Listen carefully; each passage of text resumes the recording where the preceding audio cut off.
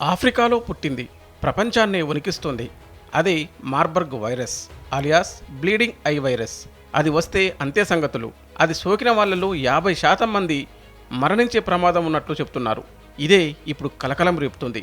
Corona మహమ్మారిని మించిన మరో మహమ్మారి మార్బర్గ్ వైరస్ రూపంలో ప్రపంచంపై విరుచుకుపడుతోంది. 17 దేశాలను కలవరపరుస్తోంది.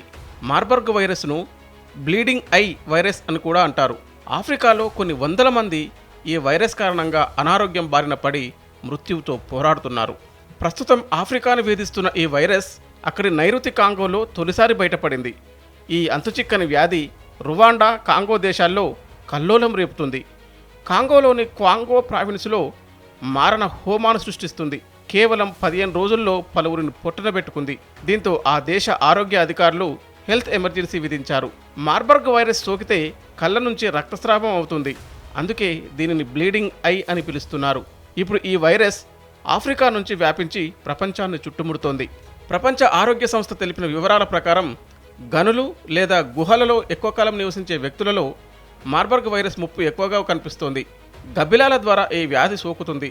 వ్యాధి సోకిన వ్యక్తుల ద్వారా ఇతరులకు వ్యాపిస్తుంది. ఈ వైరస్ రక్తనాళాలను దెబ్బతీస్తుంది. దీని చికిత్సకు ఎలాంటి మందులు లేవు. నివారణ చర్యలు ఒక్కటే మార్గం అంటున్నారు వైద్యులు. పిల్లలు, మహిళలపై ఈ వైరస్ తీవ్ర ప్రభావం చూపిస్తుంది. దీనికి చికిత్స అందుబాటులో లేకపోవడంతో అనేక మంది రోగులు తమ ఇళ్లలోనే మృత్యువాత పడుతున్నారు. డెమోక్రాటిక్ రిపబ్లిక్ ఆఫ్ కాంగోలోని ఆరోగ్య అధికారులు వైరస్ వ్యాప్తి ఎక్కువగా ఉన్న ప్రాంతాల్లో నిఘా ఉంచారు. ఇది అంటువ్యాధి అని, మృతదేహాల దరిదాపులోకి కూడా ఎవరు రావద్దంటూ అక్కడి ప్రజలను హెచ్చరిస్తున్నారు. చైనా నుంచి విరుచుకుపడ్డ కోవిడ్తో ప్రపంచవ్యాప్తంగా కోట్లాది మంది ప్రాణాలు కోల్పోయారు. కోవిడ్ ఆఫ్టర్ ఎఫెక్ట్స్ ఇప్పటికీ కనబడుతూనే ఉన్నాయి. కాంగోలో విజృంభిస్తున్న ఈ కొత్త వైరస్కు కళ్లెం వేయకుంటే మాత్రం ప్రపంచానికి మరోసారి పేను ప్రమాదం ముంచుకొచ్చే అవకాశం ఉందని నిపుణులు ఆందోళన వ్యక్తం చేస్తున్నారు.